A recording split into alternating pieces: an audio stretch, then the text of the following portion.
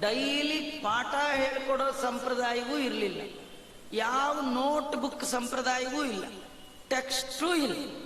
ಮತ್ತೆ ಹೇಗೆ ವಿದ್ಯಾ? ಸುಮ್ಮನೆ ಸೇವೆ ಮಾಡ್ತಿರ್ಬೇಕು. ಗುರುಗಳು ಹೇಳಿದ್ದಕ್ಕೆಲ್ಲ ಎಸ್ ಅನ್ಬೇಕು.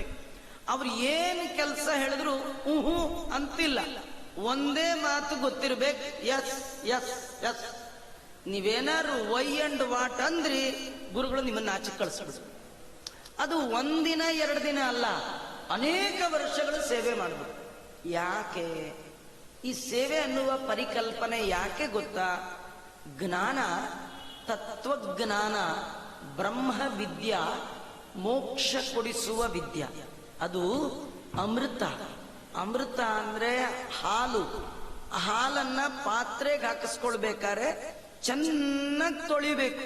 ಆ ಪಾತ್ರೆ ಒಳಗೆ ಸ್ವಲ್ಪ ಹಿಂದಿನ ದಿನದ ಕೊಳಕಿದ್ರು ಹಾಕಿಸ್ಕೊಂಡ ಹಾಲು ಒಡೆದು ಹೋಗುತ್ತೆ, ಹಾಳಾಗಿ ಹೋಗುತ್ತೆ. ಹಾಗೆ ಅಯೋಗ್ಯರಿಗೆ ಜ್ಞಾನವನ್ನ ಉಪದೇಶ ಮಾಡಿದ್ರೆ ಆ ಜ್ಞಾನ ಇಟ್ಕೊಂಡು ಜಗತ್ತಿಗೆ ಅನ್ಯಾಯ ಮಾಡ್ತಾರೆ ಅಂತ ಹೇಳಿ ಆಗಿನ ಕಾಲದ ಋಷಿಗಳು ಮುನಿಗಳು ಆ ಬರುವ ವಿದ್ಯಾರ್ಥಿಯ ಮನಸ್ಸಿನ ಪಕ್ವತೆಗಾಗಿ ಇಷ್ಟೆಲ್ಲ ಪರಿಶ್ರಮ ಕೊಟ್ಟು ಪರೀಕ್ಷೆ ಮಾಡ್ತಿದ್ರು.